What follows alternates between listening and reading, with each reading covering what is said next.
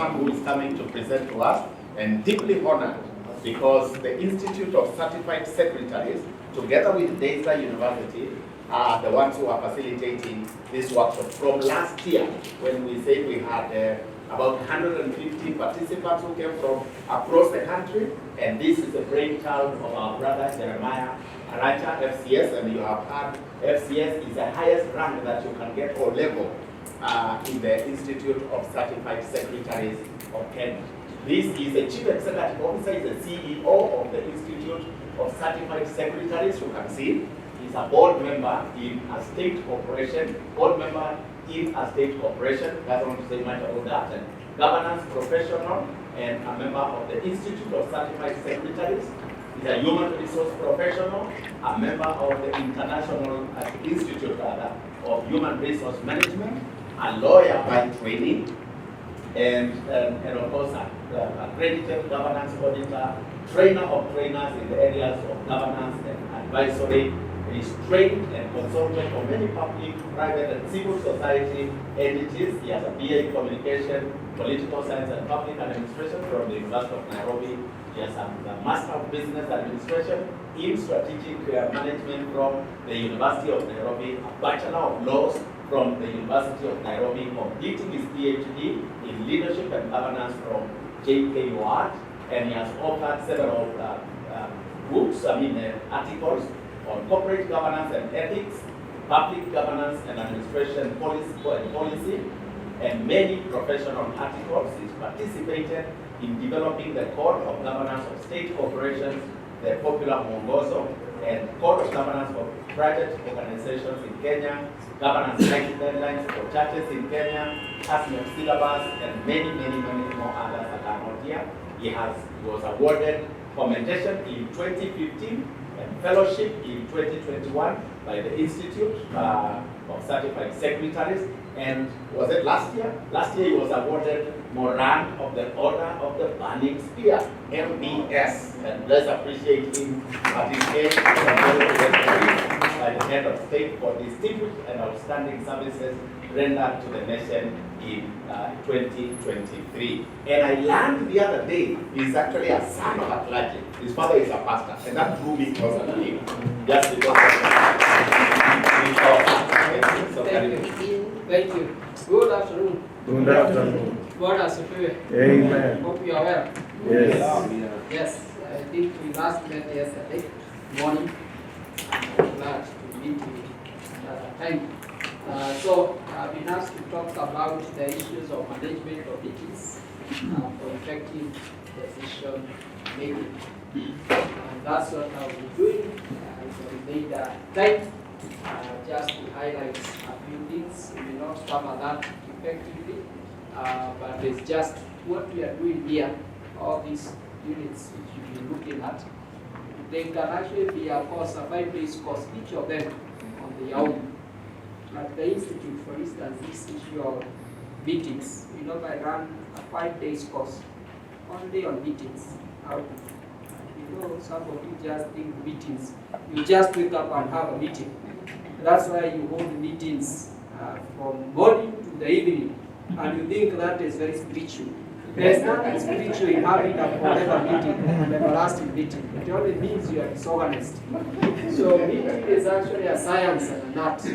So if I take people through a 5-day course on management of meetings, what the previous speaker was talking about, we also do a similar course on resource mobilization. So each of the topic that we are looking at here is actually a full course.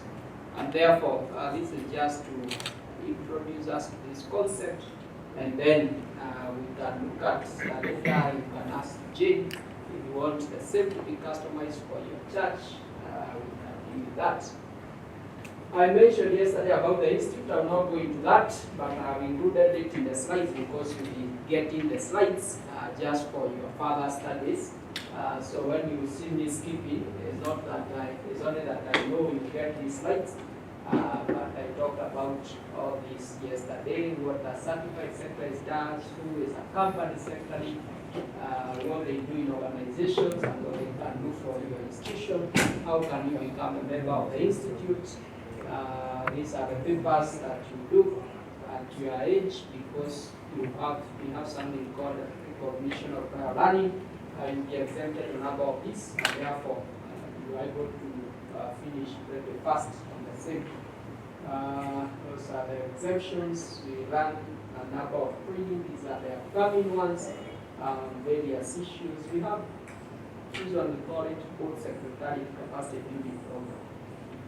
It can be very important for people who support you as a board.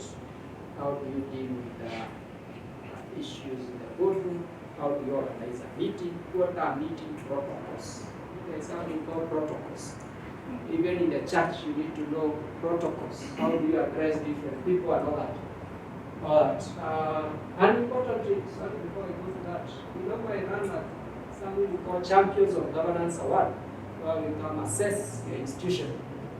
So far, it's only one church in Kenya which has managed to get this award. A church called SIDA in 2017.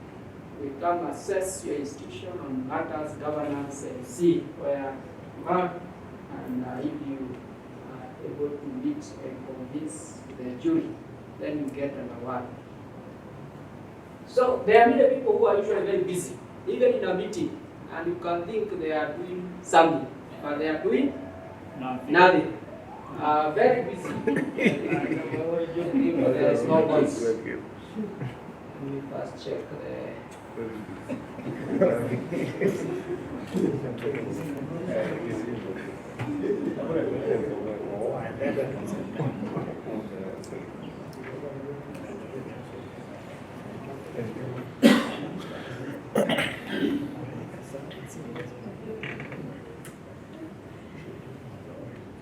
You need to differentiate between activities and productivity. Why is misbehaving? It's connection.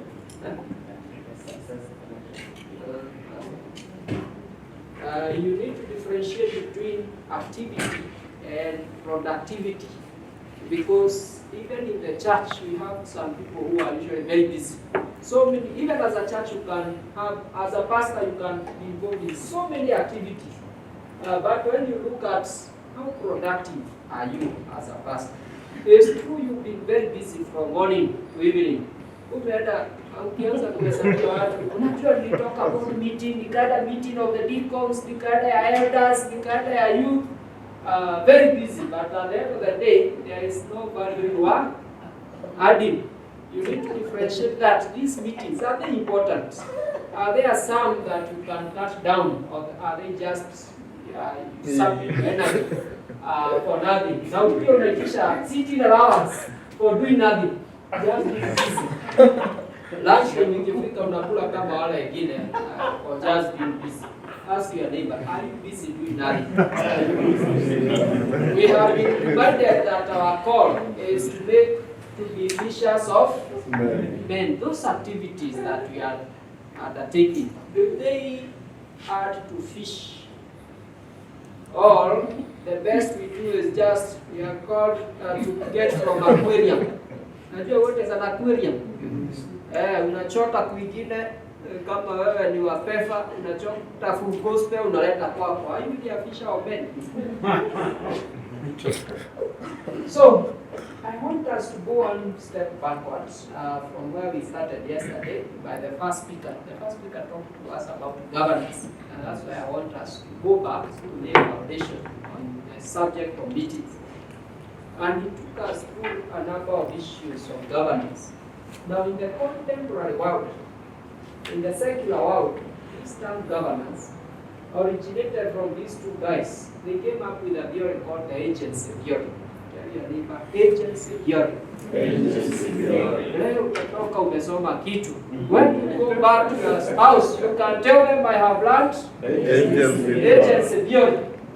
This agency theory says that there are three players in any organization. There are the owners, the directors, and the managers. The owners, in the case of a company, the owners, what we call them? The shareholders are the owners of a company. In the case of a church, who are the owners? The washrikas are the owners in this. I think they want to say Christ, which is true. But in the context here, the owners are the members of the church. So you are not the owner. That is one point. Number two, the next level is the directors. This is where maybe you have your board of management, your board of deacons, your board of, what do you call them? Elders, in this case. And number three, you have your employees. So a church as an organization, because the context under which we are having this conference is looking the church as an organization. I know there is the other aspect of the church when we talk about being the bride of Christ. That is not our focus. We are looking as church as an organization is like any other organization, because it has owners, it has the directors, in your case the board members, and we also have some employees. So in the context of this training, then we'll be looking at each of these players and what is their role. So in this case, we are going to look briefly about meetings of the owners and also meetings of the directors and probably managers. How are they supposed to be conducted? This theory, however, says there is something called the agency problem. And the agency problem results in something called agency cost.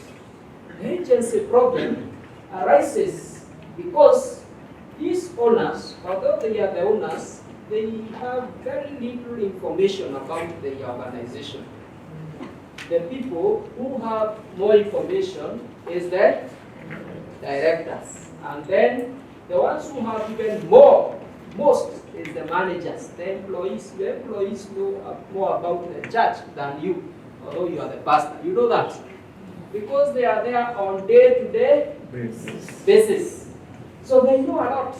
In an organization like this one, where we are, Daystar University, the employees who work here have more information about Daystar University than the board of directors, than even the owners. That is called information asymmetry, where you are having the people who are supposed to provide leadership are actually having less information than the people who are supposed to be led. Even in a country, we keep on saying this country is ours, we are the owners, but how much information do you have about this country, by the way? Some of you are investors in Safaricom, so you can clearly say that you are one of the owners of Safaricom. So ukitembea kwa barabara wewe unasema, you know I own Safaricom. But how much information do you have about Safaricom? The employees there, both they are just agents, call them agents. They have more information about Safaricom than you. So because of this, meetings are then important so that we harmonize our level of understanding. It is important at one particular time to bring all these people together and also to share the information, to reduce that information asymmetry, that information gap. We can never reduce it completely, but we can reduce it to some extent. We can ensure that you get, if you have appointed a board of management, provide to them information so that they are aware of what is happening. In essence, the pastor is also part of the management here. So you have more information than the people that you have that you call board members, because most of the board members, I have served as a board member in a church for 10 years. And I was not there on day-to-day basis, but the pastor, being an employee, is there. So when we meet, we used to meet every 2 weeks as a board of elders. When we meet, you really have adequate, you don't know what has been happening over the last 2 weeks. So you need to provide information to the board for the board to know and so that they are able to support you in offering. Similarly, you need to provide information to the owners, because these owners actually should have access to information to use that information asymmetry. Now, the agency problem comes when you don't provide information. This agency problem, and and this is what his theory says. This agency problem results from the fact that each of these participants here have their own selfish interests. And sometimes their interests are not aligned to the interest of the organization.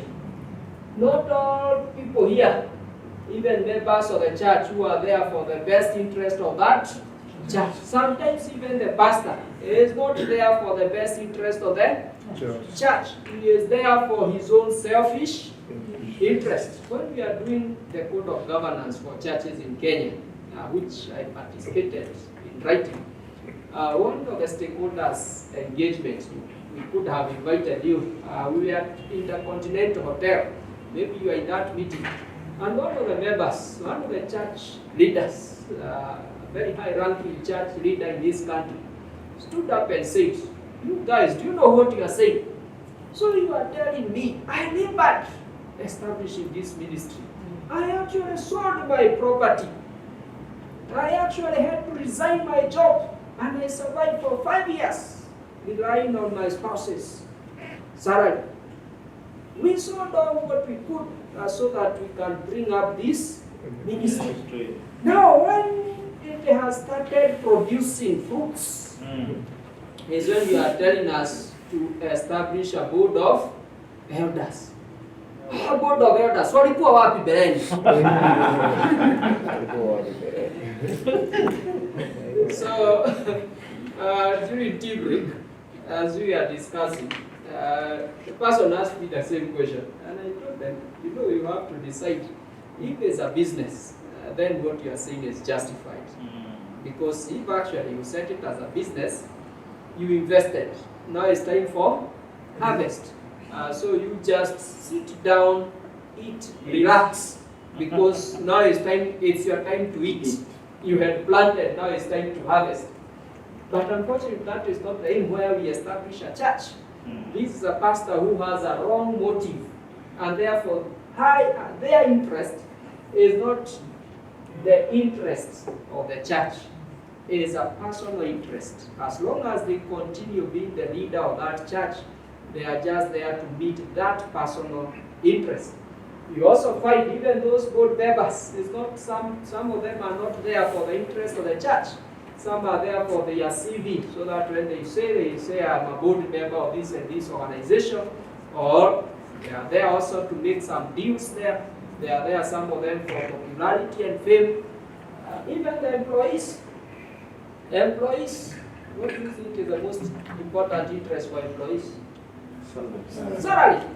Wacha kujida na kudanganya, basta. Ati nakuja interview na kuambia, I have a call. This is the only organization I'm thinking of working for. Hiyo na kudanganya. The truth of the matter, the only reason they want to work for you is money. Should you sign that engagement letter? Then I call them and I tell them there is an opportunity at ICS. Niwauliza unalipa ngapi na pastor? 20,000. Hapa tunalipa 120. I tell you they will resign over an SMS. Because the interest was only. So this theory says therefore, I don't know why I'm keeping.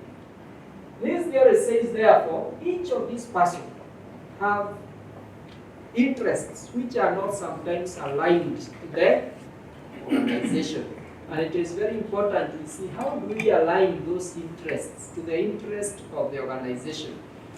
That is what we call conflict of interest, where you have people in the leadership serving the organization, but their interests are against the interest of the organization. That's where you have, for instance, if you are the pastor, as the resource mobilization consultant was saying, you are the pastor, but you're also the one involved even in supplying materials to the church. And by the way, there is nothing bad in supplying. What is important is you manage something called management of the conflict of interest. Let it be declared, let it be documented, let it be vetted that actually we are getting at a competitive rate and all that. However, I would highly recommend that you don't. Even if you are supplying to the church at a lower cost than the competitors, there is something called perception. perception is not always based on facts, not what is actual, but it's what people think. So you'll be labeled you are stealing from the church, and actually when stones you are supplying, as your car, as your lorry which has been bringing those stones, actually maybe you have not been charging, but what we know, we as the washirikas, wana tu pastor nafanya tu biashara na sisi. So to ever lift that perception becomes very difficult. So the best thing to do is work at what we call arm's length. Let there be other people get that you supply to other churches but not to your church. That was by the way. This agency problem is also something called the agency costs, because we cannot trust the owners. So because the owners cannot trust the directors, the members of the church cannot trust the board. The board cannot trust the employees. So internally you have to put in place somebody called the internal auditor. You learned yesterday about internal controls.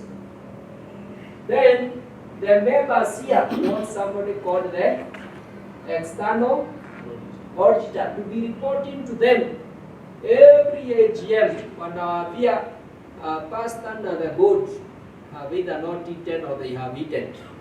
Is lack of trust. That is what is all about.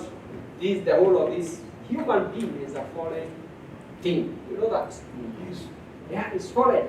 And even though we have been redeemed, sometimes once in a while, wakati mwingine ka flesh kanaamuka kidogo tu. So we have to keep on reminding ourselves that we have to walk by the narrow path. As a CEO of where I work, I don't control resources. What I want, like now today, I feared coming with a car because of whatever that is happening. I had to take an Uber. So I have to do proper requisition, and it has to be approved by other people, so that I'm not the one starting the process and editing it. Very important. So meetings are supposed, first and foremost, to ensure that each and every player here is at least able to execute their function by having adequate information. Hence, the general meeting that you should have, part of it is to provide information to the members.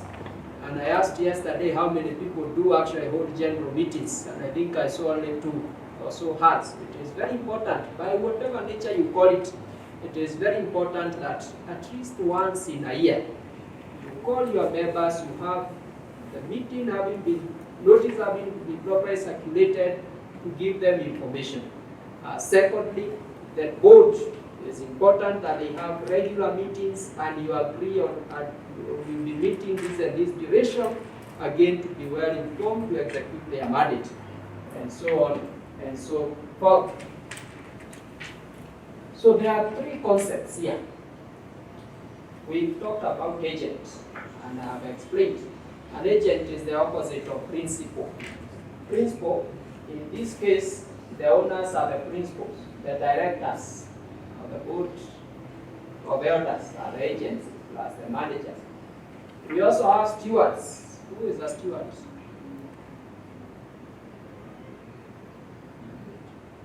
You know, in the book of Revelation, there is somewhere John says that then I looked in heaven, and there was great silence in heaven.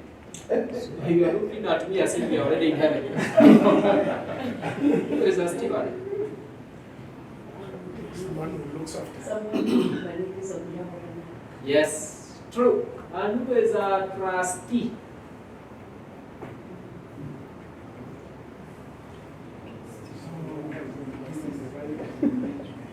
Good, it's true. So you are a steward. We first started by telling you you are an agent. You are an agent of the people who have put you there. They may not have necessarily been the one who have called you, but you are there to serve them. So you are their agents. They are the principals. By extension, you are also an agent of Christ. Christ is the principal. You are also a steward. You are managing on behalf. You are also a trustee. You are holding in trust. Whatever you have is not yours. You are, even the collections we say you are collecting on behalf of Christ.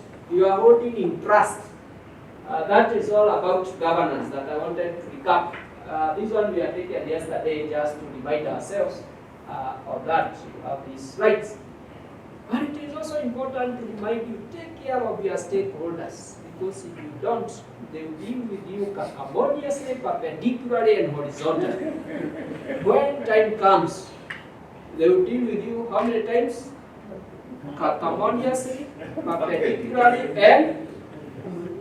and horizontally. So these character things, you can restrict the stakeholder and then tell the same stakeholder to give him lift. So it is time for payment. When you don't deal with your members well,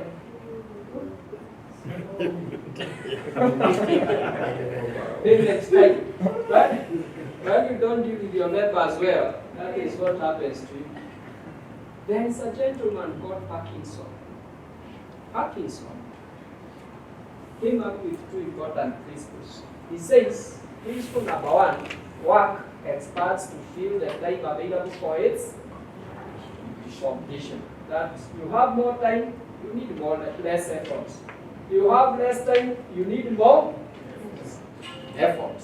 Isn't that true? If you are told you have this 1 acre piece of land to cultivate and you have 1 month, do you know hiyo month itaisha na bado utakuwa umemaliza?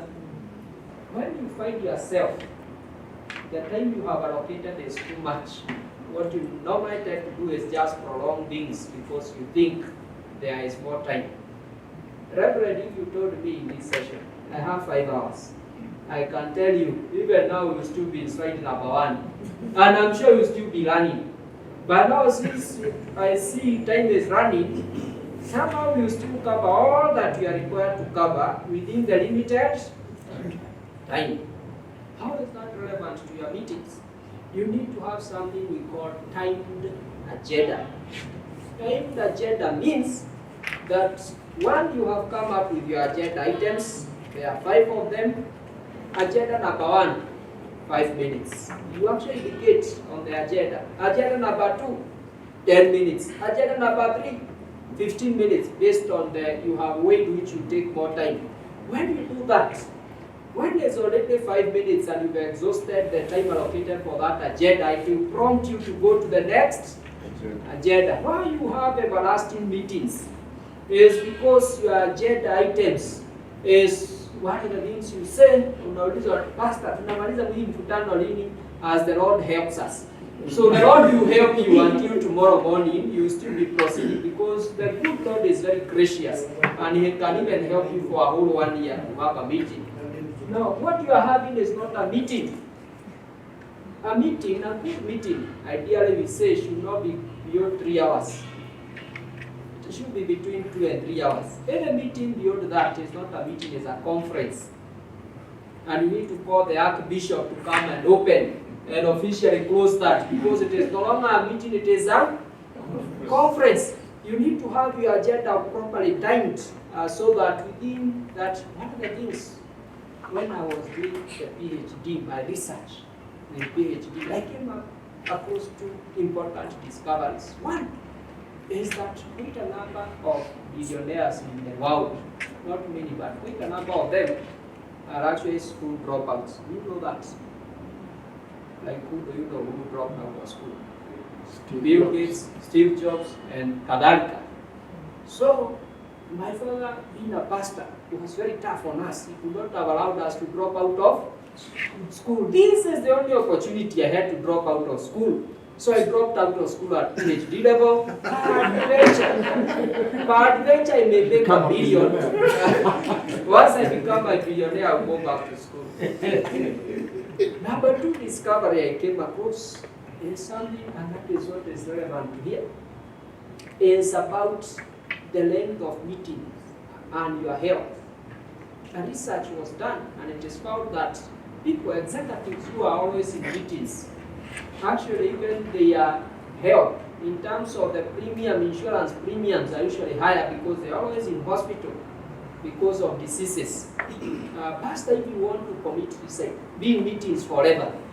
meetings are actually a killer. They will kill you. It is not, don't think it's fashionable every time you are called, Nadika, I'm in a meeting, I'll call you. It just shows how ineffective you are, because you are forever in meetings. Your work is not to meet, is to execute. So meetings is actually a killer. And you know, there is a law in Kenya called the Penal Code. You heard I'm a lawyer also. There is a law in Kenya called the Penal Code. The Penal Code describes all crimes. So anything that is not in the Penal Code is not a crime. But any wrong that is described in the Penal Code, it will, for instance, describe, it will say there is a wrong called murder. And then it describes murder. You can try what is murder.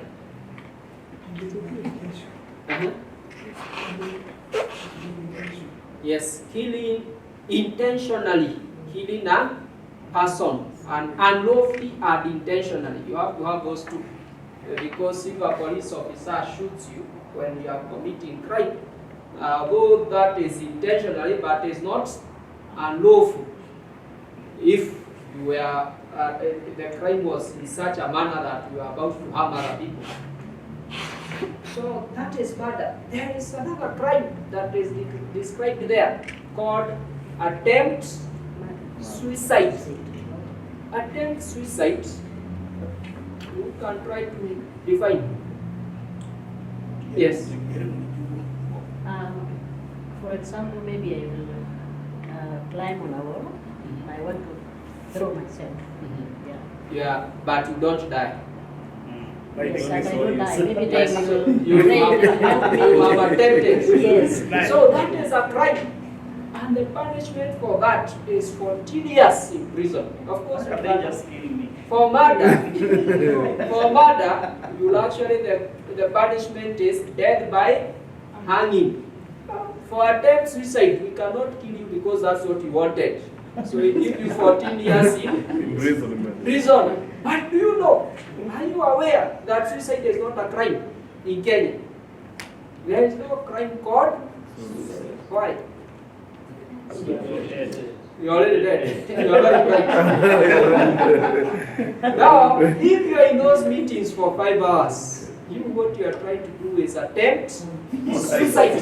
You are a criminal. And actually you deserve how many years in prison? 14, because you are a criminal. So those long meetings are not doing any good to you. That's why you don't have time to go to your spouse, to your husband or wife, because you are in meetings. A pastor told me the other day, I've just remembered, she was telling us in another meeting that they held, as a lady, they held a meeting until late in the evening. So when she went home, the husband opened for her, akamwambia, Pastor, umeangalia saa, eh? And then the husband went away. So he was telling us, that thing bothered her. For the next 1 week, the husband never said anything. The husband is not saved. Akamuuliza, oh, Pastor, umefika, umeangalia saa, afu akaenda kulala. That is a very loaded question. So as these long meetings taking forever and they are unproductive. Principle number 2 by Parkinson is what he calls the law of triviality. The law of triviality. He also called it the bicycle shed effect. He says that if you have 2 agenda items, one is to construct a nuclear plant costing 20 billion, and another one is to build a bicycle shed. First agenda item, nuclear plant, will take how many minutes? 2.5 minutes, and we are done. While in the room, no one is a nuclear plant expert. So when the pastor presents that in the board, everybody is just looking because they don't know what those are. You have a complex project constructing the church, and the pastor tells you it will cost 100 million. And because there is no contractor, there is none who have those skills, we just believe that and we proceed with it. So within 2 minutes, that is done. wacha tukuje project ya kununua vikombe. Alafu pastor anatuambia hii nahitaji 10,000. Kila mtu wako na vikombe kwake. Unaanza hizo vikombe unanunua za plastic, za enamel, za China, za Russia, ama za Ukraine. So for the next 5 hours, we'll just be discussing about cups. Now, Parkinson says people waste most of their time on trivial matters which don't matter, at the expense of the most important issues. What is your most important item as a church? Yes, the souls. That's where we should concentrate most of our time. So that when I look at your agenda item for the meeting, it should have dedicated 3/4 of the time to the souls. How do we reach out to the unreached? These others are bicycle sheds, construction of the church, buying the gown, buying what, all those are bicycle shed. Our main agenda should be the souls. However, how many minutes do you spend on reaching out? The Great Commission. In your agenda, just remember the last meeting you held. How many minutes? What percentage of the time in your meeting? Hebu ambia jirani yako sababu naona unaogopa kubiabia. Wengine hata amesema hata hiyo iko kwa agenda. Leave alone the percentage of the time. I can't remember even the last time that was discussed. So Parkinson says organizations waste most of their resources and time on issues which are not very important to them, and very little time to their core mandates. And not only organization, even at individual level, the time that we dedicate to what is very important, the most crucial item for you, I don't know what it is. If you look at it, how much time do you dedicate vis-a-vis the other things? So that is one of the things, when you craft the agenda, you need to ask yourself, you need to do something called prioritization. What are the most important items, and therefore you prioritize them in terms of the time allocation and where they appear in the order of the agenda items. So we started by saying there are many, the facilitator, the first day took us through all these church structures. You remember them? All these. By different names, by whatever title, but what we are saying, it doesn't matter the structure. The reality is, there is always a group of people who will meet to make decisions. By whatever name, whether you call them a committee or whatever, that is what we are referring to the board for the purposes of meetings. By whatever structure you have, there will be reports to be prepared for discussion. That is what we are calling the board papers. By whatever nature, you need to have something reference, a result, as a result of that meeting, what is tangible. And that is what we are calling the minutes. Is your congregation committed or invoked? Are they pigs or chicken? Najua kuku tu anataka na maisha inaendelea, lakini nguruwe anajipeana na moyo wake wote. But may I also encourage you, pia ni vizuri kuwa kama kuku.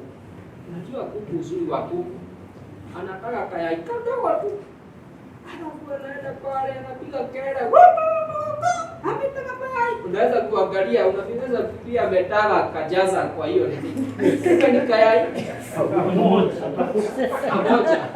Na kama ametoka kwa kina Edward Smith, ni wale kuku wa kienyeji, tunatoshana hizi kama toa birds. Lakini amepanda juu ya huko akisema vile ametaka.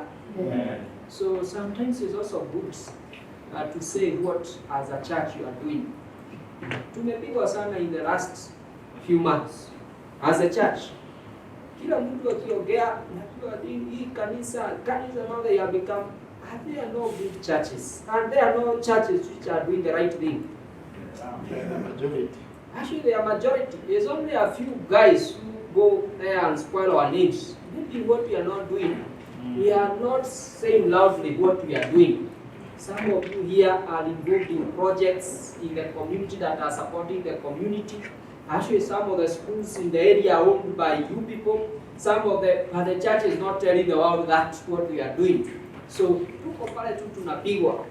So, while I want to encourage you to be like the pig, ujipeane, lakini pia on the other side inataka kuambia usiwe kama pig sana. Sababu shida ya pig anaenda na chinjwa tu silently, na kuna hata neighbor hata jua kuna nguruwe ameuliwa kwa hiyo boma.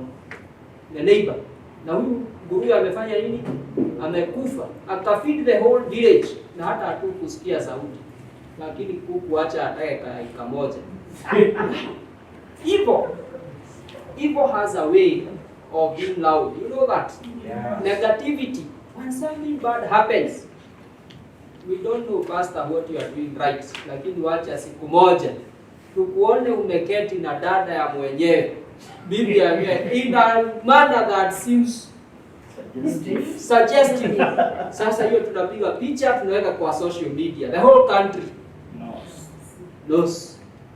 So there is a way that evil speaks very loudly. We also need to see how do we make us of good to be heard. Because, and also for those of us who are married, it's good to go to social media and see what your young people in those churches are saying. Some say, I can't get married. Do marriages still work? And all that. It's good. We keep on telling them marriages work because mine is working. Because the voices they are hearing out there is of failed marriages. We need a testimony of what is working because things are actually working.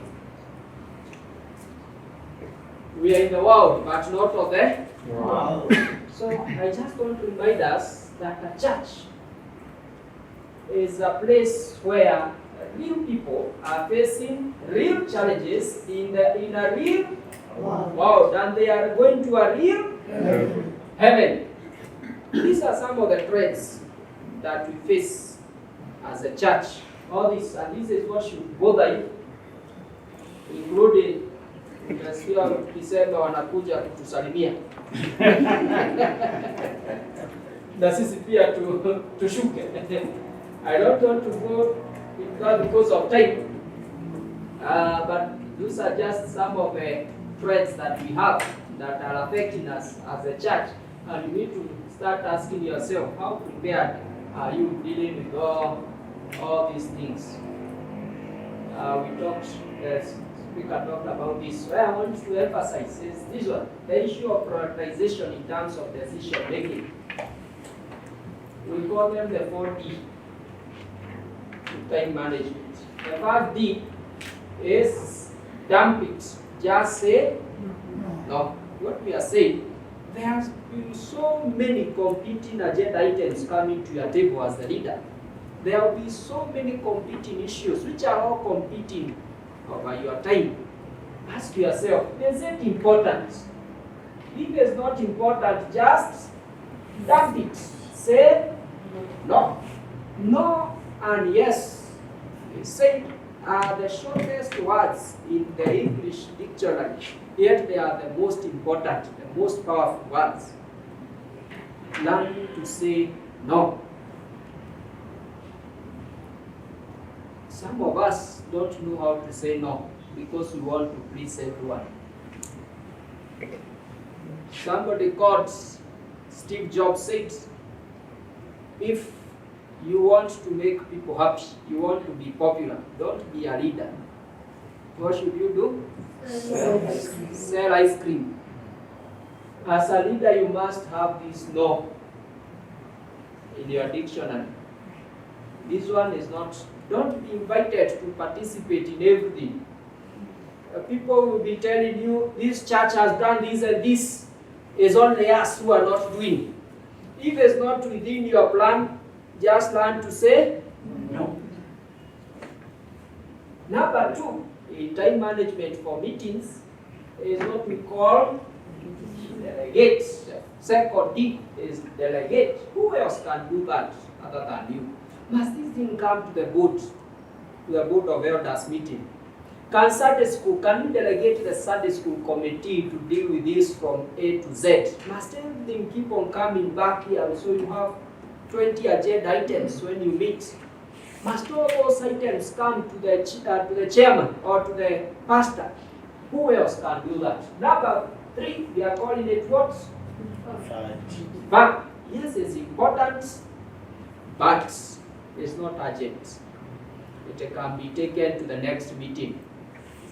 It can be considered in the next cycle, calendar of events for the church. Then, number last is do it. And for do it, we are saying that if you have to eat any of these frogs, you start with which one? You start with the biggest. That is just to tell you, don't procrastinate. Just do it. Tell your neighbor, just do it. Just do it. So those items which are important to you and they are urgent, you just need to do it, to do them. Don't keep on procrastinating issues. And there are many of you here who are very good in procrastination. You know the reason where you are today, the position you are in, including where I am, is because of how we deal with these 4 Ds. Either some of us are doing what we should have done, some of us are doing what we should have delegated, some of us are today doing what we should have deferred to be done tomorrow, and what we should be doing now is either we have deferred, we have delegated, or we have dumped, or we have procrastinated. If you think of it, almost everything in life falls within this. Even in school, some of us did not study when we are supposed to study. And then I'm among them. In my first attempt, I repeated in Form 4. And in my first attempt, I failed badly. I got in one unit called mathematics. If you a unit called mathematics, what did you score? Don't tell me. I got a D. Tell me, a D. So it was one of the 4 Ds. Yeah. I got a D. It used to be called as D for or donkey headed. That's what our teacher used to call it. And part of the problem when I look at it is things which I should have done, which I didn't do, or other things which I should have deferred, but I was doing them at the wrong time. So it costed me a whole 1 year because I had to go back to school and all that. So we are saying, start with the biggest frog. In your agenda item, look at what you discuss in your meetings. What is that? What is the biggest frog? Is to identify it and say it is the Great Commission. Just do it.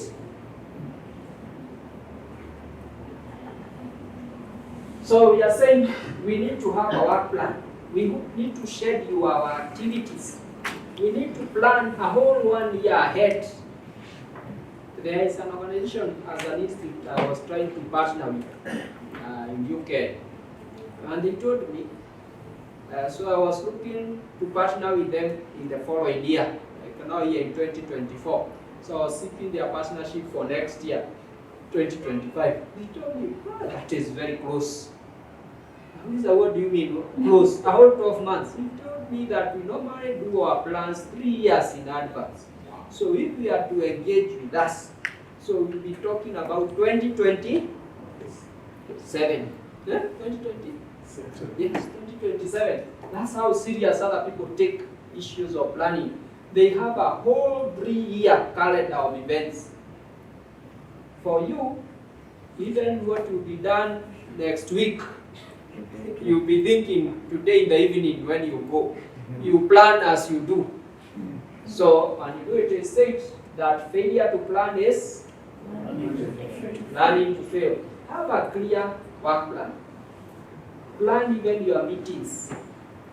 When will be the next board meetings? And that's what we do even in the corporate world. And I know some of you are in employment elsewhere. That's how you plan your board meetings. I already know in the state corporation where I'm a board member, I already know my meetings for next year, all of them. So in my phone here, you can check my phone here, because I put all of them in the calendar here. I have already filled in all my meetings. Same for my council where I work. I have already filled in. So that's how you need to plan your activities so that people can diarize, they're able to prepare and all that. But also not only a plan, but also identify there will be a meeting in February 2025. What will be the discussion issues? We may not necessarily develop the agenda now, but what we'll be looking at? We'll be looking at the financial statements. That's time. Plan includes time. What keeps you awake? Ask your neighbor. What keeps you awake?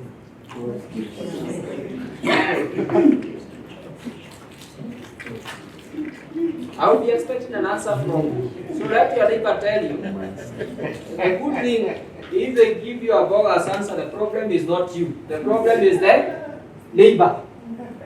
So tell me. Let me answer.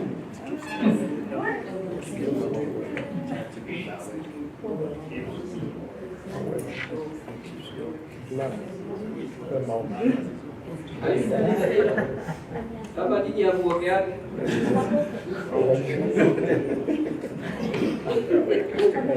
Sasa, may I hear from the heights? Shadrach, what keeps your neighbor awake? What keeps James awake? Evangelism. Evangelism.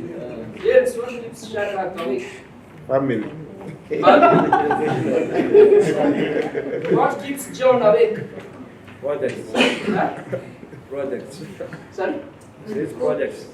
What is it? Projects. Oh, projects. Thank you. Now, what keeps your neighbor awake?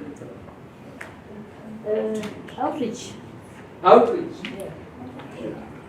Good. So, among the many things that you should be thinking is what we have just discussed, the issue of resource mobilization. It should not just be a do the thing, it should actually have been discussed. You have planned for it, there is a committee responsible for that, and all that. And so many other things. Of course, issues of evangelism and all that, part of the board agenda. As you come up with a board agenda, you need to think about issues of oversight, head sight, insight, foresight, and hindsight. What is oversight? Edward. Unajua sasa uko na jina ya mzungu. Edward Smith. Monitoring implementation of decisions and initiatives. Thank you. And we are Rhoda. Yes, Rhoda. What is head sight? Essay. What's written on the board or what I Sorry? Essay. Uh-huh. Actively receiving stakeholder feedback and responding appropriately. Naomi, what is insight? Is good papers with enough information to make sound decision. Good. Hey, this class has very clever people. I'm getting 100%. Robert, what is foresight?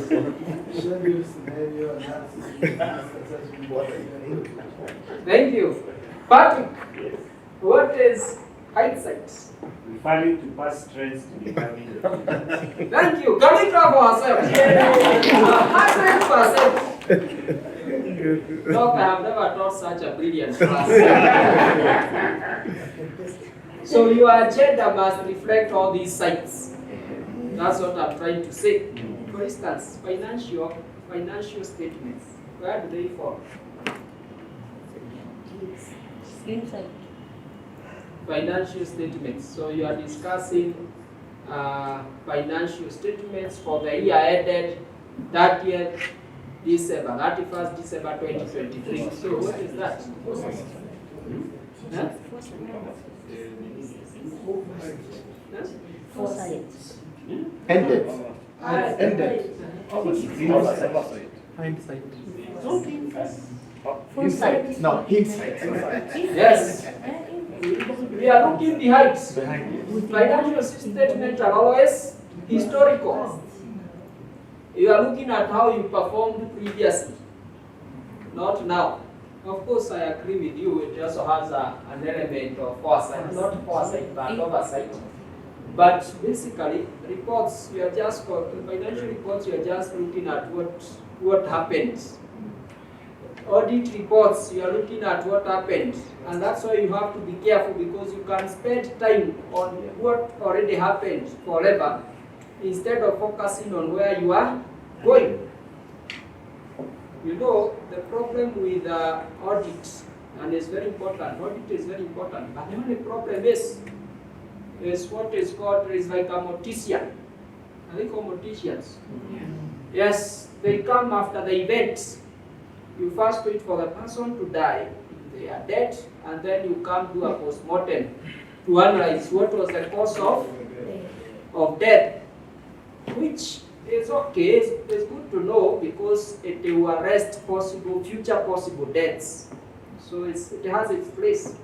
It's important to address so that you know in future, what is this that is killing our people, but can it resurrect this current person?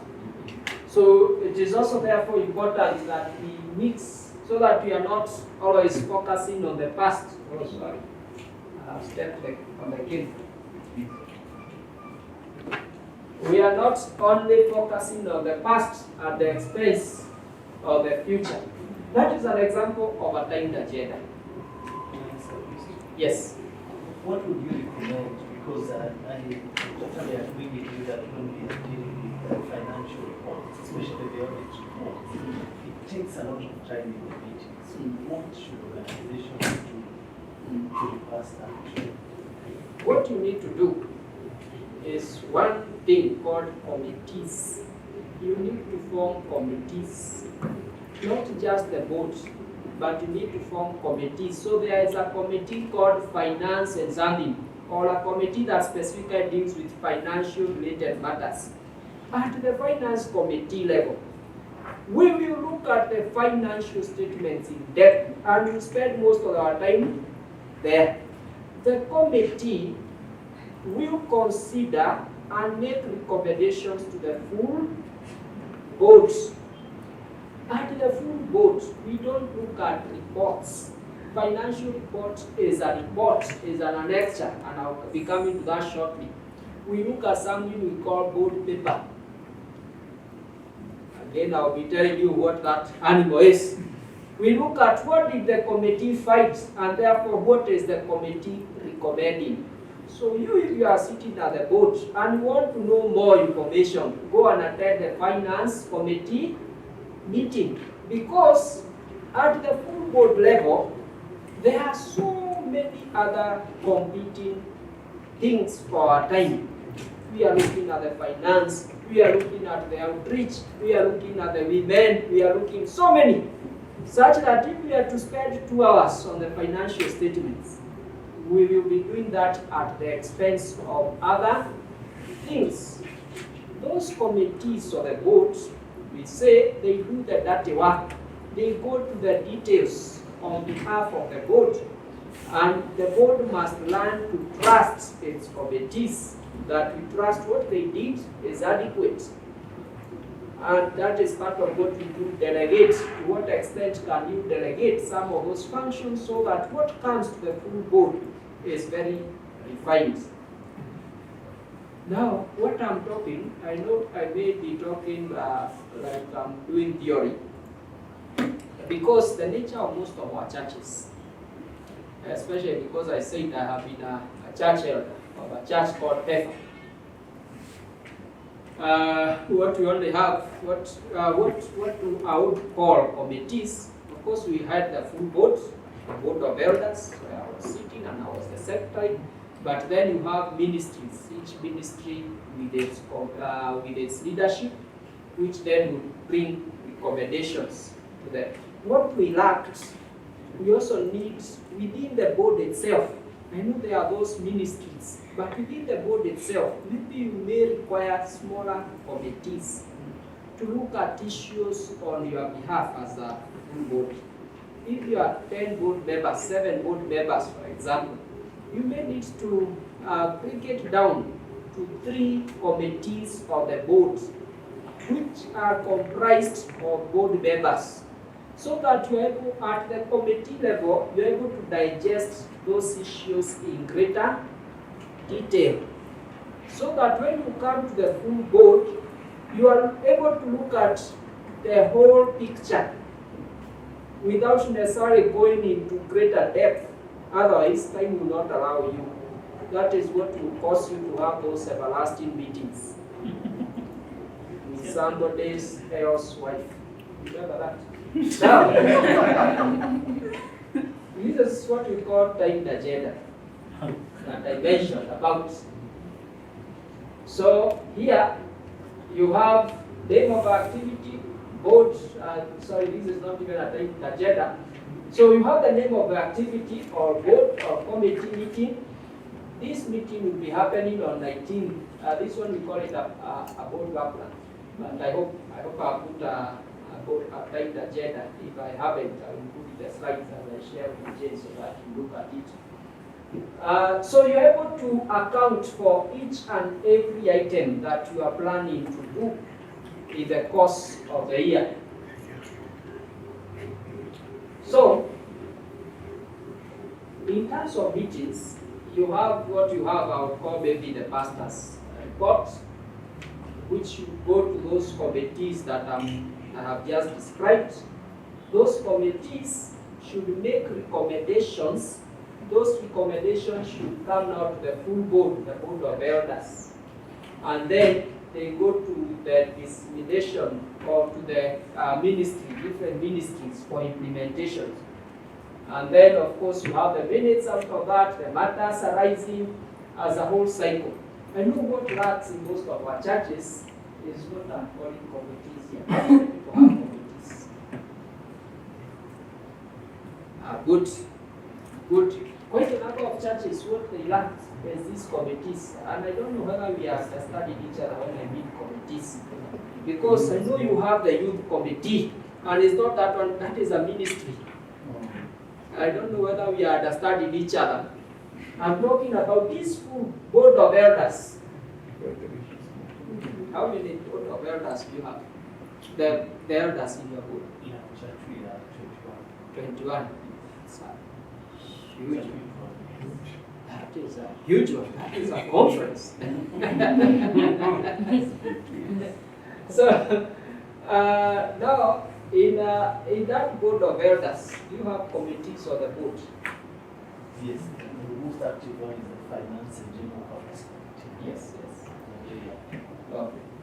We also have a budgeting committee. What is the difference between finance and budgets? We get budgets from the various ministries, they harmonize, and they work on their budget. Okay. So my expectation would be the finance committee, when they meet, they should go into the depth of the financial statements. When now they bring to you the 21, you need not to start opening the financial statements item by item, discussing item by item. The committee should have come up with a board paper, which I'll be describing in the next few minutes, what it is, just highlighting what they observed, what are their recommendations, and all that. So that is what we consider the board meeting. If you want as a board member to read, that is why the financial statements are provided as annexures. Go and read. But if you want more explanation, a board member should be free to attend any committee. Even if you are not a member of that committee, you can attend by invitation, just to come and listen, so that you can ask those questions at the committee level. Good, this is the time agenda. Have it. May I ask a question? Yes. Yeah, you've said that I think it's the church count of 21 people. It's quite a good one. Very huge. Unafaa kuwa na watu wangapi? Because like in my case I have 21. And I think it's the structure maybe which tumepewa, unajua district za kuna ile wale wakubwa wanatuambia supposed to have a minimum of hii huyu na huyu, yani the head of these departments, they are part of the church council. So if you remove part of the, you want to have like 13, it means there are some departments in the church which are not represented in the church council. And maybe they may feel like wameachwa nje ama wanaenda sawa because there is nobody to represent them. And again, the finance and the expenditure board. The expenditure board, I think, is the one is calling the bunches. Because the expenditure board is the board which sit down, look at the expenditures of the church, and then they come up with a budget, and then the finance committee will come to approve and then take it to the church council. I don't know how. What I would say, especially for the mainstream churches, and I know that structure, that is happening. Yes, I know for the mainstream churches, that structure most of the time also comes from elsewhere. Yes. So there is nothing, there is very little you can do. In fact, nothing. Yeah. Not even little, nothing you can do. Yes, it's provided, and they borrow largely also from the global whatever. So that's how the church is structured. Maybe gradually those are some of the things that may, but also the other thing, the good thing with those mainstream churches, actually, usually they have their own governance issues, but they are not as many as the people seated here. The majority of the people, the ministries, and they are the majority. That's where governance issue are. So we better work with those bloated boards than what we have in most of the other churches, which even don't have boards at all. So I'm comfortable in that. But if you are a ministry, or you are the other churches, the Pentecostal churches, which at least for us, most of us have a latitude of changing those constitutions, are pretty easy. 21 would be a lot. For me, I would think anything beyond 13 is too much. Because I think again it will depend on the size of the church. yes.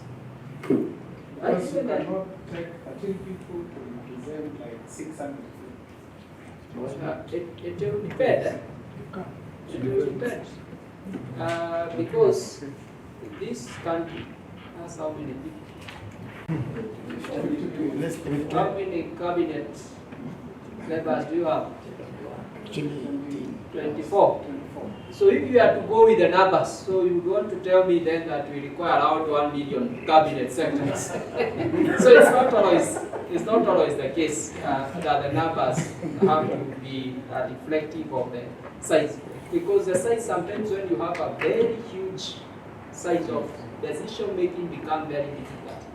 And meetings can take forever. Everybody wants. A few years ago, we used to have a similar situation with university councils, which you go to a council meeting and it's made of 20, 30 council members. And you could not, I know it's still a challenge with the Senate, but at least Senate, it has its own mandate. But the council is the policy making organ. Now, when we have such a bloated board, it becomes very complex how to make a decision. And by the way, a way of also having, because again, when you have a very bloated kind of decision making, what it ends up doing, you may think you have people making decision, but it's actually one person making the decision. That's what eventually ends up happening.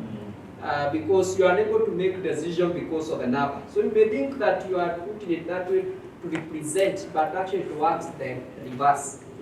But that is a debate for another day that we can discuss with your Archbishop. I have had an opportunity of praying in a number of governance forums, so I'll raise that. Maybe it's also something that we need to look at. So this is an example of timed agenda, is cut up here. So this is the agenda item, these are the details, and this is the purpose. So you have identified each and everything, how long it is going to take. You can actually for sure tell people, this meeting will start at 9 and by 11 you'll be up. And that's what we do for our council meetings, by the way.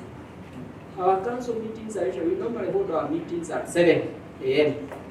and we end at 9. We have a latitude of expanding up to 15 minutes. So the most we can do is 9:15. I make here the sun at 9:30. After that, everybody is free to leave.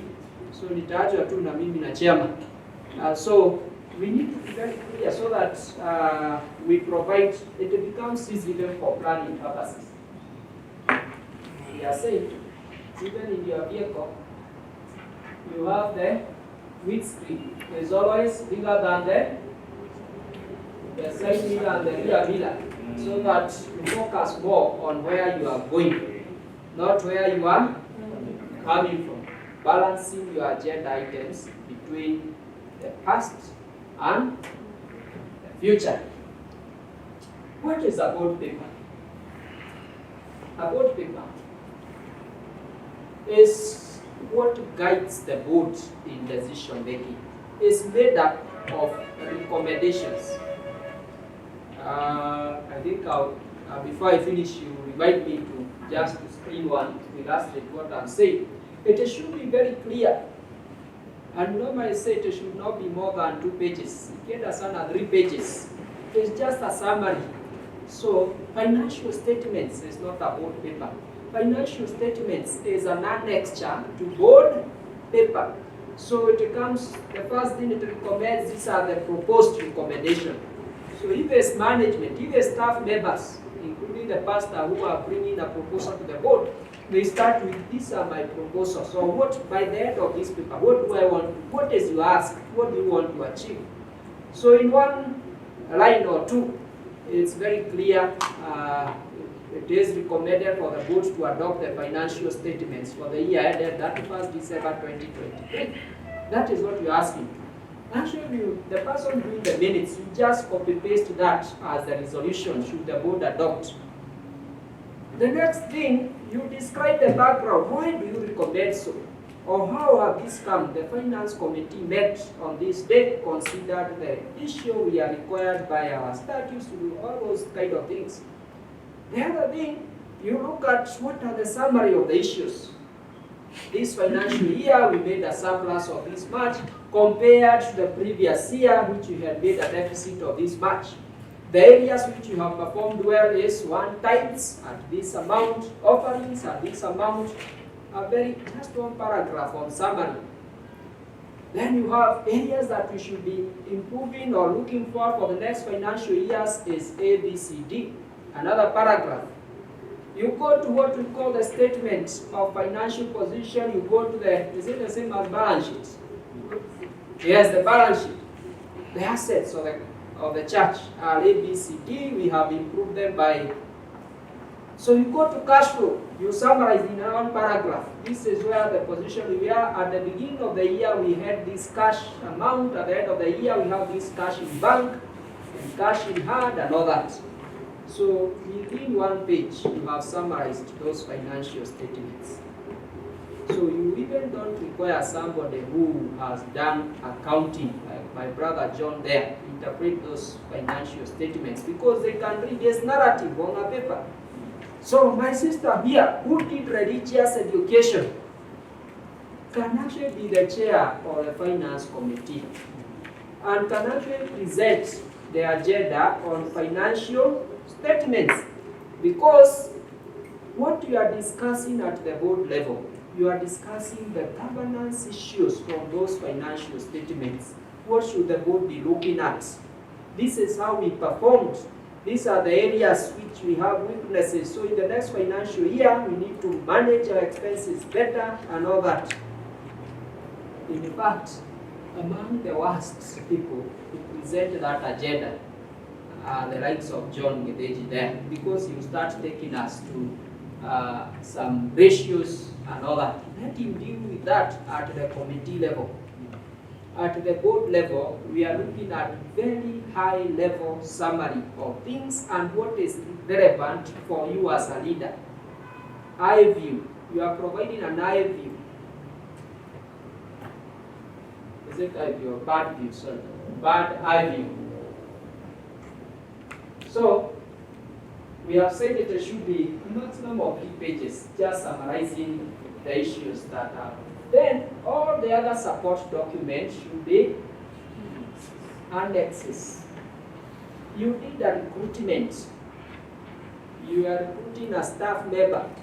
The board paper will be a 2-page document. One, you are proposing, what are you proposing? Who did you interview? How did they perform? Why are you recommending these candidates? Full stop. So for all the adverts and all that, the interview notes, all those are part of annexes. And you will not sit in a board meeting to start opening those annexes. At your own time, that's where the paper should be circulated in good time, so that at your own time, you should have gone through the papers. Are you now starting being convinced that you actually require a proper board secretary? Some of you call yourselves board secretary. You are not a board secretary. It's time for you to fake or masquerade. Being a board secretary is actually a profession. There are people who go to school. Hii masomo yote nimesoma naona ni ya bure. Nimeenda shule kusoma hiyo. So that's why you are struggling in your meetings. And part of your congregation, some of your members are actually trained for that. They have gone to school and trained even how to make this thing, construct a proper board paper, which can help you. And that secretary, they need not to be part of the 21. You just appoint them as the boards. And most of them, because that's what we are talking about, resource mobilization. They'll be able to offer those services to you pro bono. They'll be attending your board meetings to professionalize your meetings, your operations as a board. The next time you attend that meeting, hautaamini ni ile meeting ilikuwa inakusumbua. Ulikuwa unasikia kuna board unaanza kuumwa na kitu, kuna kahedi kanapitia hapa. Unasikia kanaanza kupitia hapa. You are committing suicide, and yet there are people who can help you deal with that. You know this story? You know it? Yes. So, some seeds fell on them. Others? Others? Others? So, those which fell on the ground which was fertile, the rest you read on your own, and those resolutions that you make and are actually implemented. Because the other wasteful thing about meetings, sometimes meetings are just an end to themselves.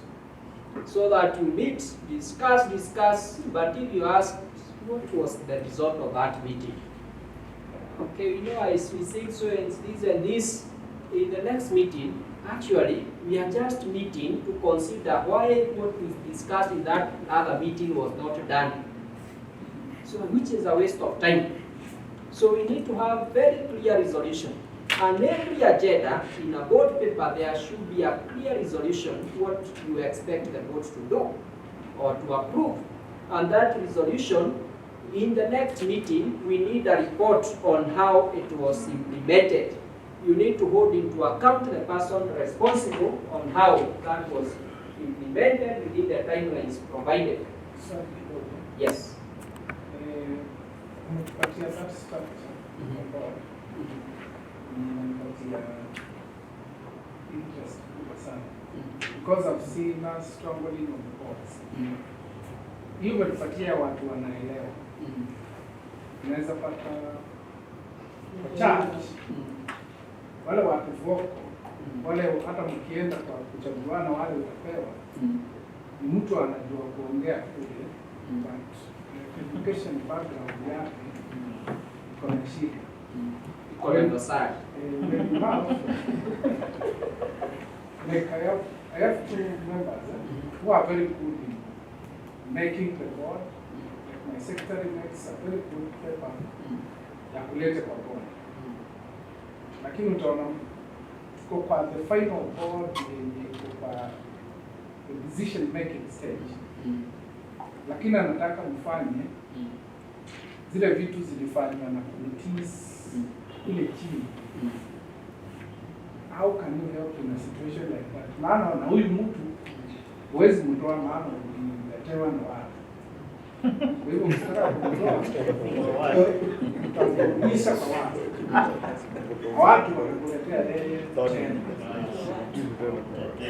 Now, one of the tragedies we have is, you know, if you look at the ministry of Jesus, took the 12, trained them for a whole 3 years, and then gave them the work to do. Now, for us, what we do, we take you, we don't offer you any training, and we expect you to deliver. Most people, na sio tu hawa ambao wako na masomo iko na dosari, wacha nikuambie, kwanza wale wamesoma kama daktari hapa, hiyo shida zaidi. The last 3 or 4 years, I have been involved in training councils of universities. I have been privileged to train almost virtually every public university in Kenya, the councils and senates. And I can tell you huko ndiko hata shida iko zaidi, sababu kila mtu ukianza kusikia profesa amesema from where I sit, shida inaanzia hapo. From that seat. Yes, from that seat. You go to others called the county public service boards. A number of them have teachers and they are good. I respect them. My wife is actually a teacher. I respect teachers. Lakini you know, what they are trained on is teaching. So what you need to do, there is no school that people go to, and part of what they graduate with is board operations, unless you are a company secretary, a certified secretary, because that's actually what we deal with. And we deal with it to support boards. So our training, actually you are trained how to manage a board. So unless you have done CS, the rest of the people and the rest of the board members have not done any, including all of you here. You have not done any, you can't show me any certificate that you went to this school and you graduated with that diploma in board management. So number one thing you have to do always, and I like the Anglican Church, there is a, I can't remember whether it's here or Kisumu diocese. One of the time they brought us the entire diocese, the leadership, just take them through about only one subject, effective management of meetings. We took them, one bishop later told me, actually, first I appear sasa mbaya sasa wao walitaya, now I have to yeah, you have to, which is still good. So we have to invest in that, because this person, what he is doing thinking that, innocently thinking that is the best because he wants to serve the church board. So it's a matter of capacity building that maybe you need to invest in. How do we operation board affairs? There is a training that we normally do, which you also call it boardroom behaviors, boardroom dynamics, and boardroom protocols. Yes, very huge terms. Sababu lazima nikuonyeshe nimesoma. Hata ukisikia sijafanya PhD, sija graduate, usifikie niko hivyo tu. Nilikuwa nimejaribu. So, and some of those things is what we look at. It's just an issue of capacity building, and we realize that is a very useful board member, including mwenye hajaenda shule. Eventually, those ones become among the most board members once they are trained. Na wamejua vile anahitaji kubehave kwa board meeting. Utapata is one of the best board members that you have in that board. Good. This is an illustration of in the next meeting. You have met in today's meeting, you have come up with the resolutions, then you develop what we call action points from the board resolutions. This is what you want out of the meetings of this meeting.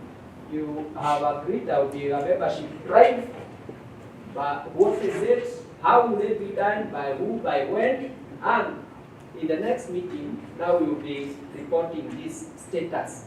Now this is what forms part of a paper called matters arising. You have seen in your agenda called an agenda called matters arising. But most of you, what you do in that agenda, mwanadamu kwa every minute, page 1. Yes. Kuna mtu anakumbuka kitu tulisema hapo. Pastor kanaweza kutuambia what you have done. That's not how it is done. Immediately we finish the current meeting, the secretary should develop 2 things. 1, the minutes, and 2, action points from the board resolutions. Now this one will be circulated to the people who are supposed to implement. Immediately after the meeting, even before the minutes are ready, this one will be immediately circulated to the people who are supposed to implement. Before the next meeting, they should give the secretary back their feedback with here. Having already circulated, I have just summarized here by saying continuous, but actually this is not the proper thing. You actually provide details. What did you do? Details. We are supposed to do membership drive. We held 5 of them. 1 of them was in Karura Forest. The other one was in Machakos and all that. So that in the next meeting, the matters arising is a board paper on its own, summarizing all the issues. The other place you normally waste your time is confirmation of minutes. Page number 1. Chairman, naona hapo jina yangu imeandikwa, my middle name is Dongo. Dongo has an apostrophe. So we waste all the time saying I can't see my ngo there. So this is part of what we normally do, the 5 days training on meetings. I don't want to go into that. Only to provide that cows don't give milk. What do they do? Cows don't give milk.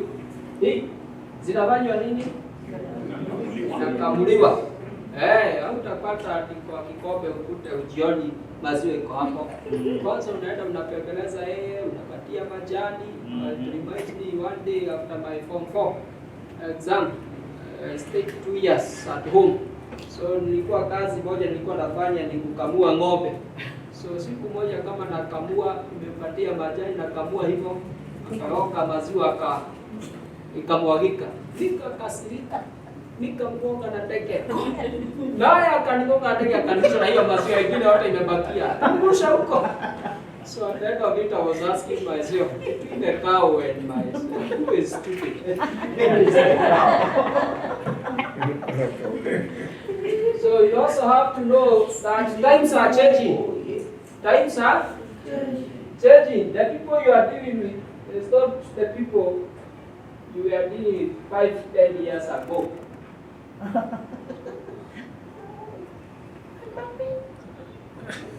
So now those are these are Gen Zs. Now these are millennials, ama? Acha Gen Z usiwakuje ndio hao.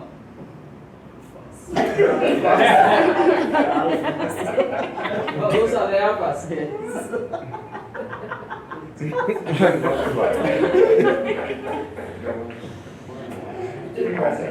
You can ask yourself these questions when you retire. How interesting are even your sermons when you are presenting? How many people have lost when I was presenting? So why should you be sleeping? And then you want to convince us that ni pepo mbaya ametuingia, ndio maana tunalala kwa kanisa. Sio nakemea pepo. Pepo hapo kwa washirika wako. So kabla ukemea huyo pepo unafikia kwa washirika, ukemee pepo ambaye ako kwako. So this you don't prepare your sermons. Your sermon are very down. Ukisimama pale, nani nikwambia lazima and I know in Anglican church unakia hiyo kapulpit pale. I have preached in Anglican and also in PCA. Unakia sasa kabla. Yes, these are your boundaries. Lazima ukuje na time. So but even then, there is a way you can make your teachings interesting. Even in meetings, you can make meetings interesting. Just find a way of making your meetings lively, so that people don't think of meetings and they start having that headache that Captain is talking about. Actually, people will be looking forward for the next meeting because your meetings are interesting. Who said that meetings must always be held when people are seated? Why don't you next time come up with, we call them these tables, mrefu zinaitwa nini? Mario, hizi table unakuwa nazo salova, unatuwekea figures, chicken figures, unaitwa nini? Unakula kama umesimama. Ha? High table. Not high tables. You unakula kama umesimama. Cocktail tables, yes. Hao wengine watu wanaenda restaurant pale Kalumaito. So, why don't you invent have cocktail tables and you say today meeting we are holding where we are studying. It is also healthy for you. How was ukizoea kuweka hapo kwa hiyo meeting wameketi 5? You are killing them. You are actually a murderer. So life, and these are languages you can make life interesting.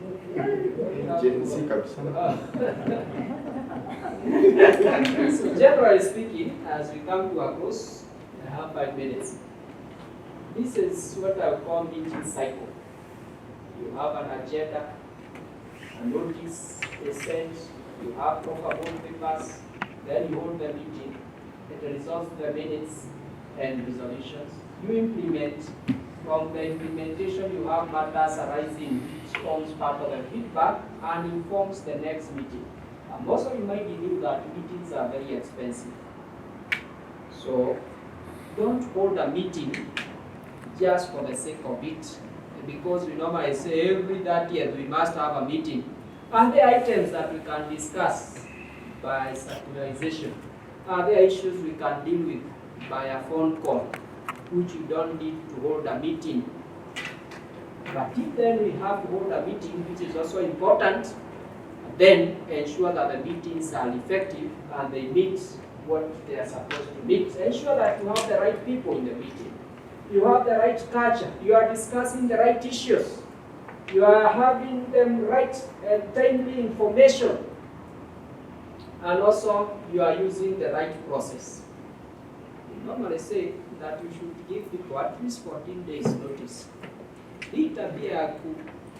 Some of you who are pastors here, nikitoka kanisa ndio unaniambia, Elder Karanja, can we have a quick one? A short meeting. Just a short one. We have a short meeting. So now my wife, we got a pale kwa gari. The pastor has requested we just have a quick one. Wanakaa kwa gari wamesweat. They go passing me. So after your meeting, you have made even my home. Atuokea sababu ya your short meeting. Can you plan, Pastor? Can you plan your meetings well? Give us 14 days. Let it be clear when you are having meetings. Sio kukaa alafu Roho Mtakatifu anakusaidia leo tukue na meeting. It's possible he can help you in advance. Si kweli? Yes. Should the notices be accompanied by the agendas or? You can provide the notice even without an agenda. Informal, strictly formal meetings, for instance, I know I don't want to say the church meetings are not formal. Like now in your board meeting, I expect it to be very formal. Minimum, you should not accept anything less than 14 days for the notice. Then within 7 days, you should have the agenda and the papers to be discussed, so that you also prepare in good time. Now ukitumiwa hizo papers, wacha kuja kuzifungua wakati wa meeting. Hata usome in advance, upeane your comments, send on email. Stop coming to discover at the meeting that your name was misspelled last meeting. Can you note that in advance and you call the secretary in good time? Unajua kuna watu wengine who are just troublemakers. So nataka hii aone tu amesoma. How can he misspell? Utashinda watuambia mambo ya Spelling. Kwenda hapo nisikize. Nimesikia kama anataka kupanda na makasiriko. You have some leakages. Bayana agenda. And then in leak, maybe you make a decision concerning a certain, maybe in a concern plan. Alafu it has to come to that board and then a decision will be made. Then unapata ukiangalia agenda mapema kama like 7 days. You have a serious problem in that case with the board itself.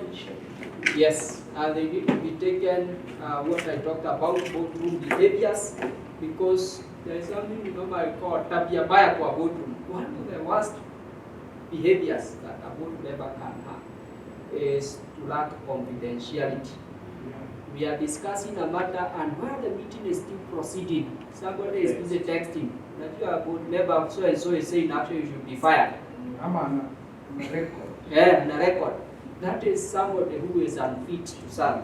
But most likely is because they have not also been capacity built on that matter. So they are trained. You normally have trainings for your board members.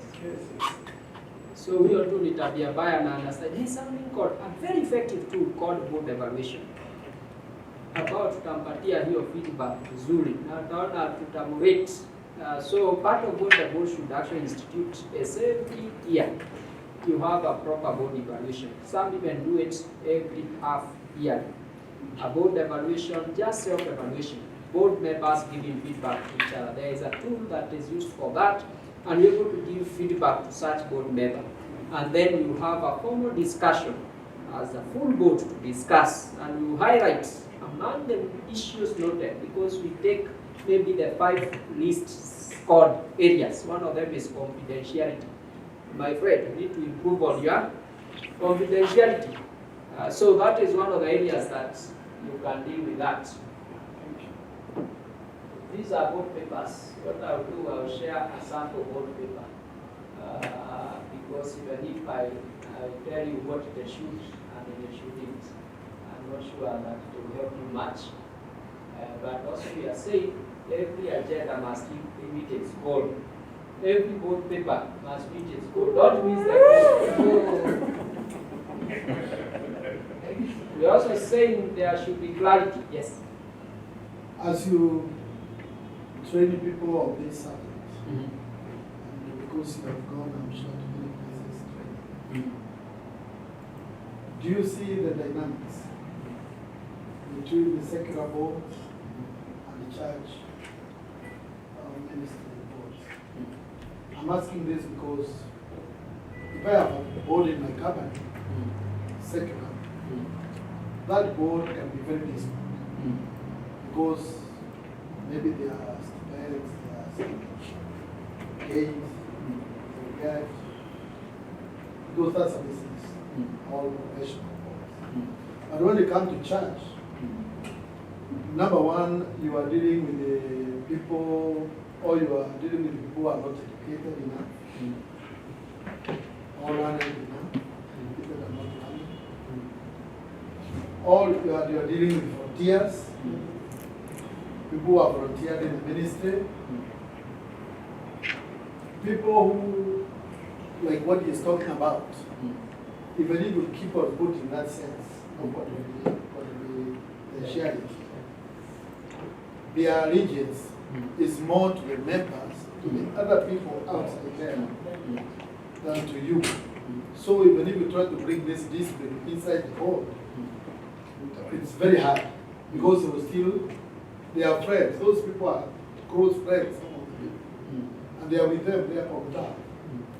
So how do you deal with those dynamics when you are dealing especially with church boards?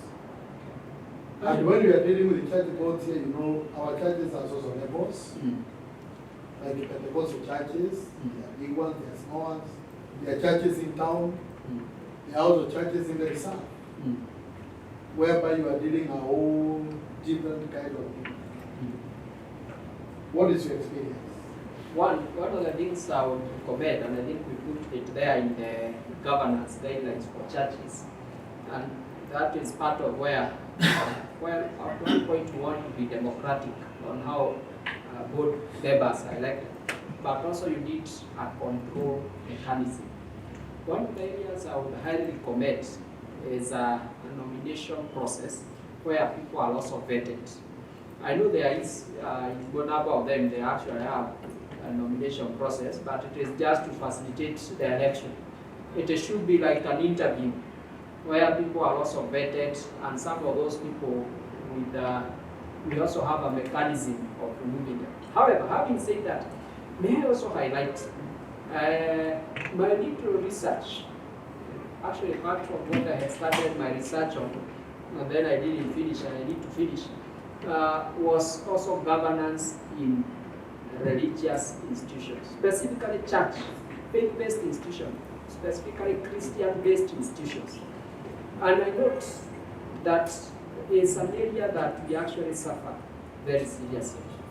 When you run your company, very efficient, everything, but you go to, and not only church, but even institutions which are faith-based. For example, you have a bookshop, which is a faith-based bookshop. You go to another secular bookshop, totally different. A church runs school and another one. So one of the things I was asking myself, what is the problem?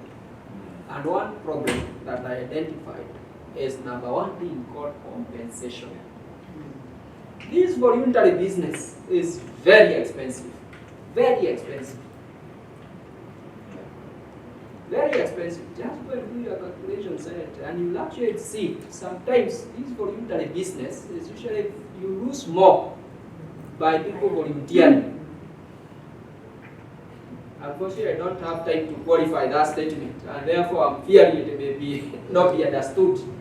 However, especially for those institutions that you have, and they are also semi-commercial in nature. You have a school board, and then you want us to volunteer our services for me to be in the board of that school, and yet you are making money from that school. So what happens in real sense is that I will attend as and if time allows. If I get another consultant, if I get another priority, I'll always be giving you apologies. Of course, we would expect that people should keep themselves to the work of God and all that, but Pastor, how people are not called like you are called. So, part of the professionalization of our institutions, we must also learn, and that's a big proponent of even ministry. Even pastors should be compensated competitively. If you are the CEO of that institution, how much are other CEOs being paid? That's what actually we should be benchmarking, so that we also are able to give you targets.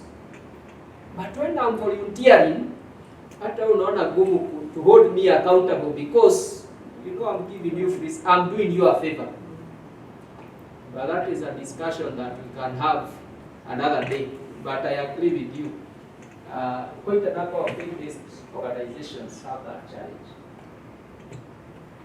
So we are saying the recommendations we give should never be ambiguous. And also we are saying life is about risks. Sometimes you have to make risks. Life is about risks. And the higher the risk, the higher the return. But also the higher the risk, that you can also die and die very seriously. But if you navigate that risk and manage it well, then the victory is greater than you can ever imagine. So you must calculate your risk well and decide which risks you want to take. Which ones are you able to accommodate? Okay. You are not good. You will check.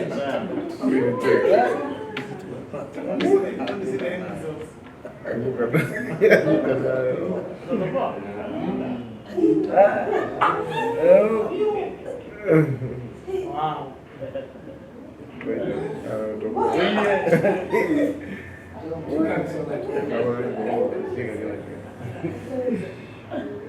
Oh, yeah.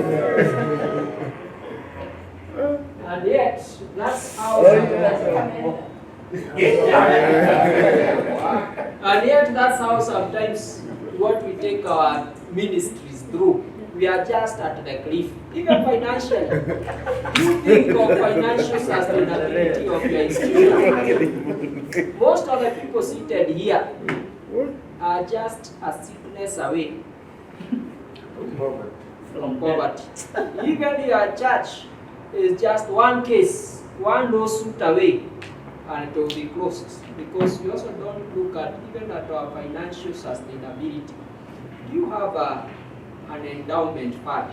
Have you set aside, are there money that you put aside? Ukipata hiyo tithe yote na all the offerings, do you put some money aside? Na unasema hii ni ya wakati ule kitaumana.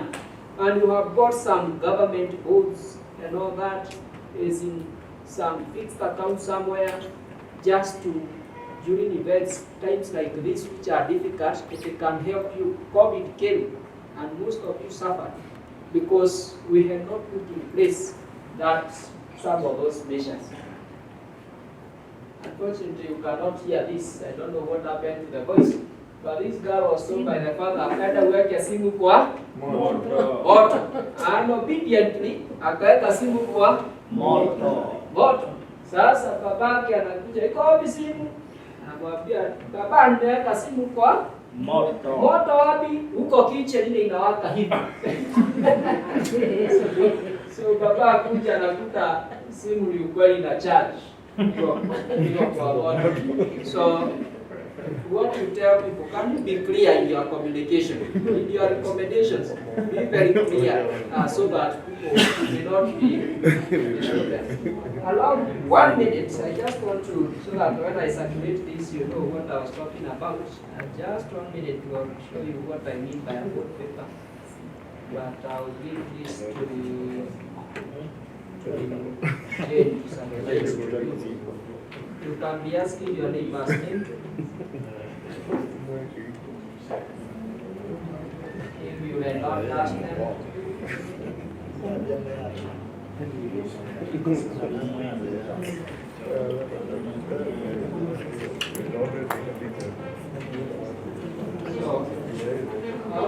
So, how do you screen what of this?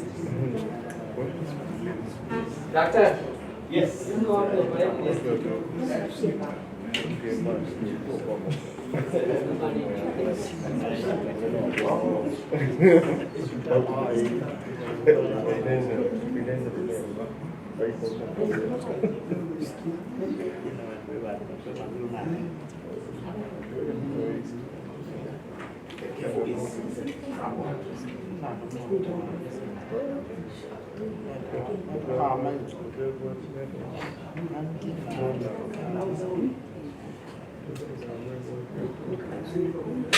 Just 2 minutes and we are done. And as you connect, you have said about confirming minutes, and we spend a lot of time confirming minutes, looking at page to page. What's the best way of doing it? Minutes should be sent once a meeting is held. Within 7 days, you should receive minutes of that meeting. So while your minds are still fresh, you are still remembering what you discussed at that meeting. So if you have comments, you have received the minutes, can you send your comments? When you meet in the next meeting, so we have sent you 7 days after the meeting, we have sent you the minutes. Then 7 days before the meeting, when we are holding, you still send you the same minutes. So why should we give you time?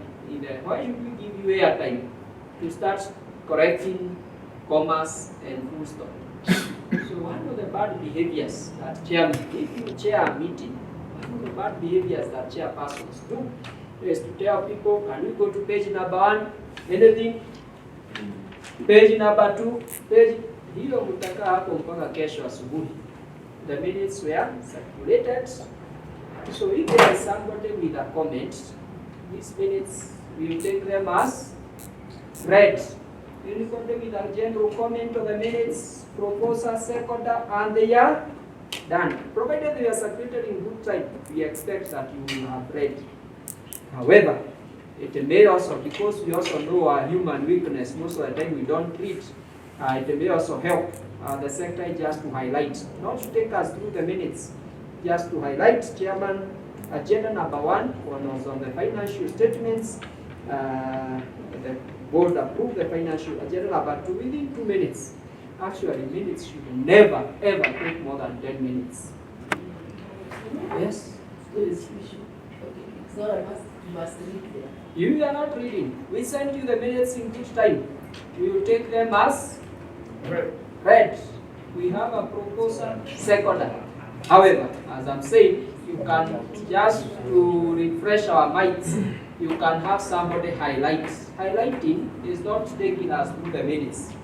It's just reminding us, Chairman, on agenda number 1, it was on financial statements, and the proposal by the committee was that we adopt, and we adopted. Agenda number 2 was on recruitment of a HR officer, and that was approved. Agenda number 3 was on purchase of new seats for the church chair. That was deferred to the current meeting, so it's a substantive matter in the current meeting. Chairman, if I go to agenda number 5, 5 minutes, we have taken just highlights. You not go what normally most of us do. Page number 1, Chairman. Members present. And Gikonyo. Joroge Kamau. That's why now I will not put my dongo. It's not exactly now. Maybe we send it to Jen. That's okay. You send to me, then we try to. We can try there. Or else we can take it, they will go and read.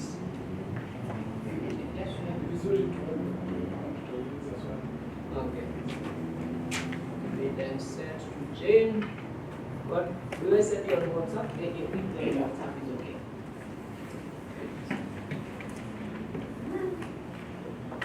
You can be asking a question even assuming that I'm able to multitask.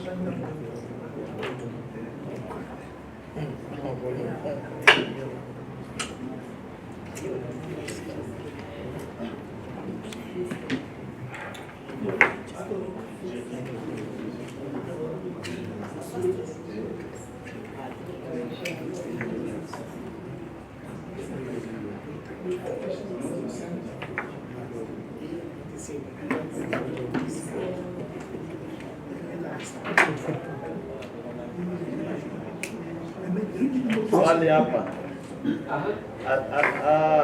Will that apply to rural areas whereby you find wazee wana hizo simu ambazo wanaweza ama emails? How do you go about it? What I would say, even having said all this, is that leadership is contextual. Leadership does not operate in a vacuum, and there is nothing like one shoe fits all. So within your context, you have to see, even from what we are discussing. You know, for me as a teacher, I would say the best practice. What should ideally be done? However, you find even what some of the things I have said, based depending on where you are, there are things that may not apply. So that if, for instance, as you have given the example, in some of those rural areas, they don't even have those images. So the board papers that we are talking about, in the first place. They don't type. So you'll be meeting at the meeting, and that's what you'll be giving the reports. So yes, I agree, there are some of those issues that may be a problem. There you are. The action paper. Yes. The secretary will only copy those who are supposed to do the activities. All will share the whole team. They will set to those, for instance, like now in your case, you have, after holding a full board meeting, there are some actions which goes to women. Yes. the others go to the youth leadership. The youth leaders did not know what women were told to do. So we will extract for you what is necessary for you and send you. That which belongs to the women, you will send to them. So ideally you send to, but then it's also important to send the same to the board so that should any board members realize or note something, it can be taken. By the way, when meetings are, when you have a very effective meeting, sometimes we even finish those minutes in the same meeting. Meeting ya leo tuna hold, tunafanya minutes na tuna confirm, because if the papers were done well, you know it's possible actually to finish the meeting before the minutes before the meeting has started. I know the agenda, I have the papers, I even can actually almost 100% guarantee what the board will do. So kama mmetoa financial statements, kwani mtafanya resolution ingine gani isipokuwa kuadopt? So even I know the resolution that the board adopted the financial statements. The only thing I don't know is who proposed and who seconded. I also don't know who you closed by the word of prayer. So when the rest are closing by word of prayer, and you know your prayers are actually also very long. So my work will be just to type, Captain closed the meeting by word of prayer. And it will be some minutes. By the time you say by again, you have your meeting. So this is a sample of a board paper from our council meeting. In this, what is happening here? Am I also becoming literate? I have heard there are people who are not educated and learned.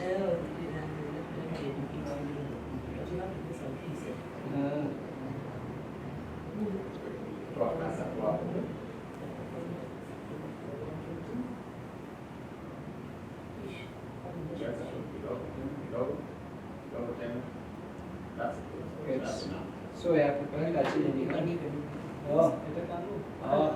Thank you. So this is a sample of our board paper. So this is our council meeting. So you can see I have started by highlighting which meeting it is, which agenda item, what was the intention of that agenda, and the presenter. At the full board meeting, the presenter is usually the chair of the committee responsible. Then the next thing here is the proposed resolution. And it's very clear. Approve the appointment of that person, that position, for that duration. So if the board approves this, this will just be copy-pasted in the minutes. There is nothing that the secretary has to do. The purpose and context, again, I have provided there.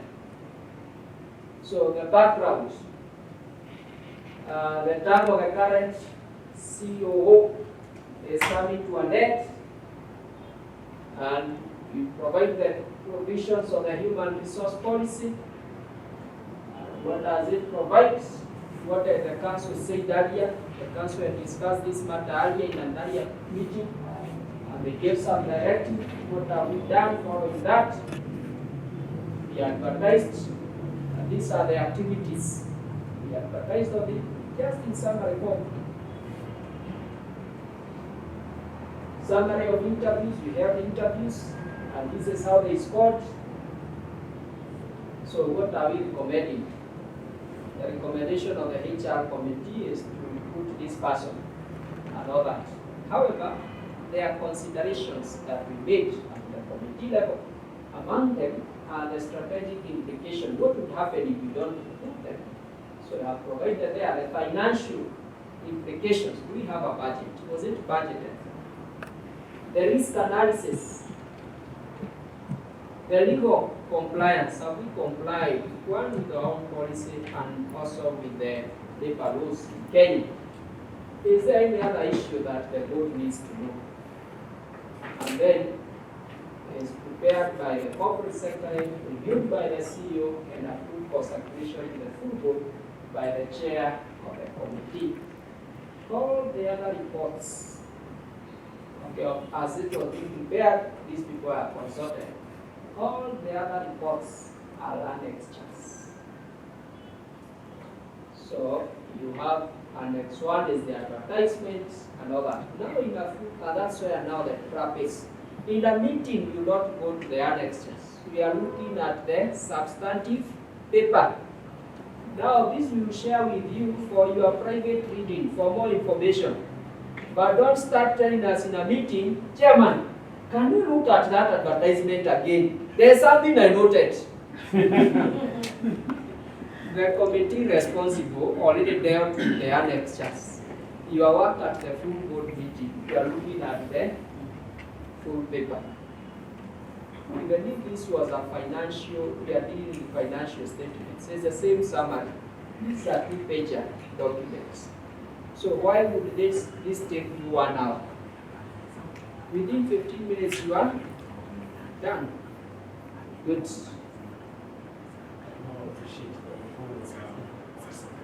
Yes. So you want to do the song? Yes. Well, so Jane, can you direct them to work on me?